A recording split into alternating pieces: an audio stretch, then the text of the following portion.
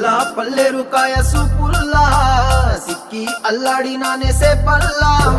పసిడి పచ్చాని అరసేతుల్లా ధర పోస్తా ప్రాణాలు తానే అడగాల సీతాకోక